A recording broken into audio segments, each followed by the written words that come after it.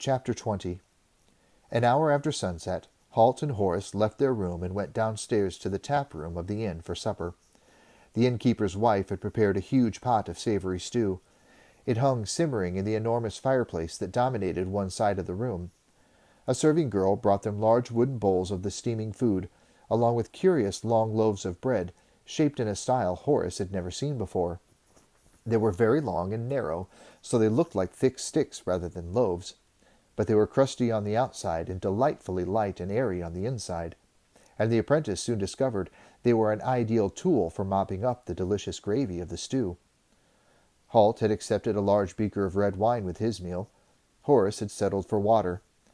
Now, having enjoyed a large serving of a delicious berry pie, they sat over mugs of an excellent coffee. Horace spooned a large helping of honey into his cup, watched with a frown by the ranger. "Killin' the taste of good coffee," Halt muttered at him. Horace merely grinned. He was getting used to his companion's mock severity by now. "It's a habit I learned from your apprentice," he told him. And for a moment they were both silent, thinking of Will, wondering what had become of him and Evangeline, hoping they were both safe and well. Halt finally roused them from their thoughtful mood by nodding toward a small group of townspeople seated by the fire. He and Horace had taken a table at the back of the room. It was always Halt's way to do this, keeping his back to a solid wall and sitting where he could observe the rest of the room, and at the same time remain relatively inconspicuous himself. While they were eating, the room had gradually filled with townspeople, either coming to eat or to enjoy a few jugs of wine or beer before heading to their own homes. Now the ranger had noticed one of the room's inhabitants had produced a set of pipes from inside his pack, and another was fiddling with the tuning pegs of a gourd-shaped 8-stringed instrument. "Looks like the entertainment's about to start," he told Horace. And as they spoke, the other people in the room began pulling their chairs closer to the fire and calling for refills from the innkeeper and his serving assistants. The piper began playing a lament, and the string instrument quickly took up a counterpoint, playing rapid, vibrating strokes to form a continuous, high treble background to the soaring, swooping melody. The pipes themselves filled the room with a wild and plaintive sound, a voice that reached deep into the soul and brought thoughts of friends long gone, and times past, to the forefront of the listeners' minds. As the notes echoed around the warm room, Halt found himself remembering the long summer days in the forest surrounding Castle Redmont, and a small busy figure who asked endless questions and brought a new feeling of energy and interest to his life. In his mind's eye he could see Will's face, hair tousled by the cowl of his cloak, bright eyes alight and filled with an irrepressible sense of fun. He remembered him as he cared for Tug, remembered the pride the boy had shown at the prospect of having a horse of his own, and the special bond that had formed between the two of them. Perhaps it was because Halt could feel the years encroaching on him as the gray hairs in his beard became more the norm than the exception. But Will had brought a sense of youth and fun and vitality to his life, a sense that was a welcome contrast to the dark and dangerous paths that a ranger was often required to tread. He remembered, too, the pride he had felt when Horace had told him the way Will had took it upon himself to follow the Wargle forces in Celtica, and how the boy had stood alone against the Wargles and Scandians, as Evangeline had worked to make sure the fire took hold of the bridge. There was more to Will than just an irrepressible spirit. There was courage and ingenuity and loyalty.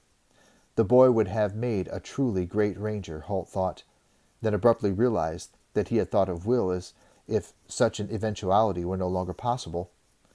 His eyes moistened with tears, and he shifted uncomfortably. It was a long time since Halt had shown any outward sign of emotion. Then he shrugged. Will was worth at least a few tears from a grizzled old wreck like himself, he thought, and made no move to wipe them away. He glanced sideways at Horace to see if the boy had noticed, but Horace was entranced by the music, leaning forward on the bench they shared, his lips slightly parted, one finger beating time unconsciously on the rough tabletop.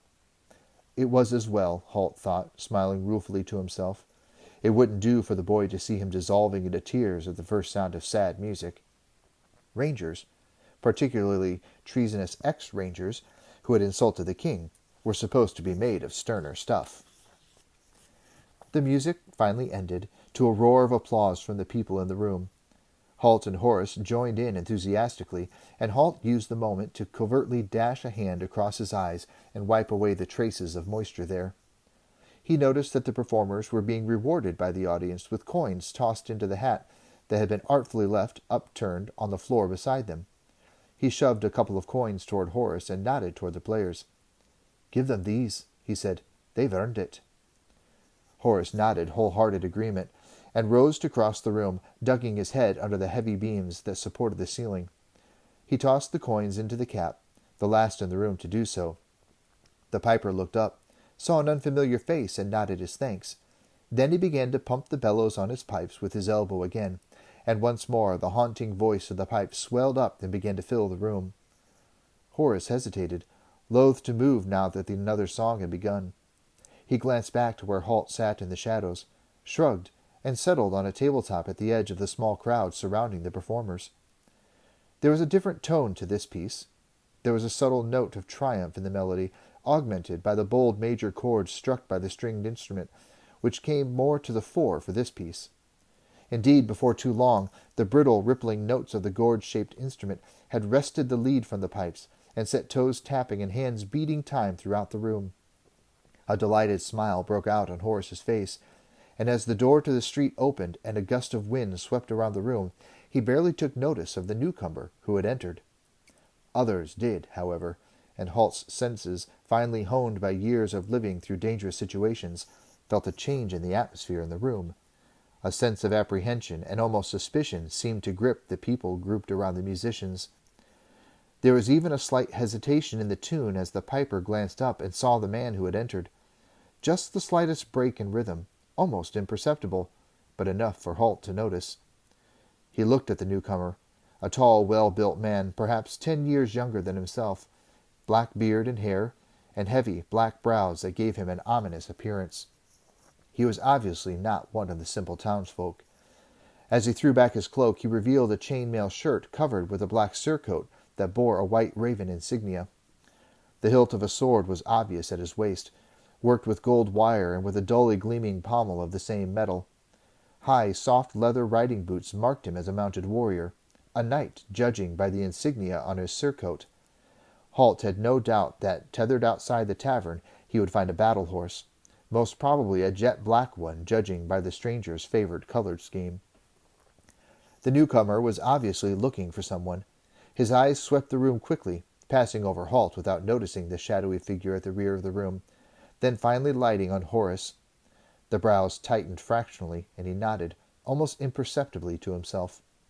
The boy, enthralled by the music, had barely taken note of the knight's arrival, and now paid no attention to the intense study to which he was subjected. There were others in the room who did. Halt saw the heightened awareness of the innkeeper and his wife as they watched and waited for events to unfold, and several of the townspeople were showing signs of anxiety, signs that they might prefer to be somewhere else. Halt's hand reached under the table for his quiver. As ever, his weapons were within easy reach, even when he was dining, and the longbow leaning against the wall behind him was already strung. Now he eased an arrow from the quiver and laid it on the table before him as the tune came to an end. This time there was no chorus of applause from the people in the room. Only Horace clapped enthusiastically. Then, realizing he was the only one doing so, he stopped, confused, a flush of embarrassment rising to his cheeks. Now he, too, became aware of the armed man in the room, standing half a dozen paces away from him, staring at him with an intensity that bordered on aggression. The boy recovered his composure and nodded a greeting to the newcomer. Halt was pleased to notice that Horace had the presence of mind not to look in his direction. He had sensed that something unpleasant might be about to happen, and understood the advantage that would come from Halt's not being noticed. Finally, the newcomer spoke, his voice deep and gravelly. He was a tall man, as tall as Horace, and heavily built. This was no roadside warrior, Halt decided. This man was dangerous. "Are you the Oak-Leaf Chevalier?" he asked, with a hint of derision. He spoke the Araluan language well, but with a distinct Gallic accent. "I believe I've been called that," Horace replied after a moment's pause. The knight seemed to consider the answer, nodding to himself, his lip curled in a half-sneer. "You believe so," he said. But can you yourself be believed? Or are you a lying Aurelian dog who barks into the gutters? Horace frowned, puzzled. It was a clumsy attempt to insult him.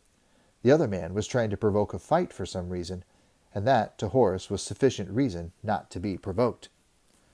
"If you like," he replied calmly, his face a mask of indifference. But Halt had noticed how his left hand had touched lightly and almost instinctively to his left hip, where his sword normally hung ready. Now, of course, it hung behind the door of their room upstairs. Horace was armed only with a dagger. The knight had noticed the involuntary movement as well. He smiled now, his lips curling in a cruel arc, and he moved a pace closer to the muscular young apprentice. He took stock of the young man now, wide shoulders, slim at the waist, and obviously well-muscled, and he moved well, with a natural grace and balance that was the mark of an expert warrior. But the face was young and absolutely without guile. This was not an opponent who had fought men to the death repeatedly. This was not a warrior who had learned the darker skills in the unforgiving school of mortal combat. The boy had barely begun to shave.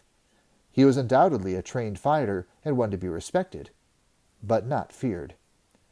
Having made his assessment, the older man moved a pace closer yet again. "I am Deparnio," he said. Obviously, he expected the name to mean something. Horace merely shrugged his shoulders good-naturedly. "Good for you," he replied, and those black brows contracted once more. "I am no roadside yokel for you to defeat by trickery and knavish behavior. You are not catch me unprepared with your cowardly tactics, as you have so many of my compatriots." He paused to see if the insulting words were having the desired effect. Horace, however, was canny enough not to take exception. He shrugged once more. "I'll definitely bear that in mind," he replied mildly. One more pace, and the heavily built knight was within arm's reach. His face suffused with rage at Horace's answer and the boy's refusal to be insulted. "I am a warlord of this province," he shouted, "a warrior who has dispatched more foreign interlopers, more Aurelian cowards, than any other knight in this land. Ask them if it is not so." And he swept an arm around at the people sitting tensely at the tables around the fire. For a moment there was no reply. Then he turned his fierce gaze on them, daring them to disagree with him. As one, their eyes dropped, and they mumbled a grudging acknowledgment of his claim. Then his gaze came back to the challenge of Horace once more. The boy returned it impassively, but a shade of red was beginning to color his cheeks. "As I said," he replied carefully, "I will bear that in mind." Deparnio's eyes glittered at the boy. "And I call you a coward, and a thief who has killed Gallic warriors by subterfuge and deceit, and stolen their armor and horses and belongings," he concluded, his voice rising to a crescendo. There was a long silence in the room. Finally, Horace replied. "I think you are mistaken," he said, in the same mild tone he had maintained throughout the confrontation. There was a collective intake of breath throughout the room, and now Deparnio reared back in fury. "You say I am a liar?" he demanded. Horace shook his head. "Not at all. I say you are mistaken. Somebody has apparently misinformed you." Deparnio spread his hands and addressed the room at large. "You have heard this. He calls me a liar to my face. This is unsupportable." And just as he had planned, in the same movement with which he had spread his hands, he had plucked one of his leather gauntlets from where it had been secured under his belt, and now, before anyone in the room could react, had drawn it back to slap it across Horace's face in a challenge that could not be ignored. Feeling a sense of exultation, he began a forward sweep of his hand to bring the glove swiping across the boy's face, only to have it plucked from his grip by an invisible hand and hurled across the room, where it came to a quivering halt, skewered to one of the upright oak beams that supported the ceiling.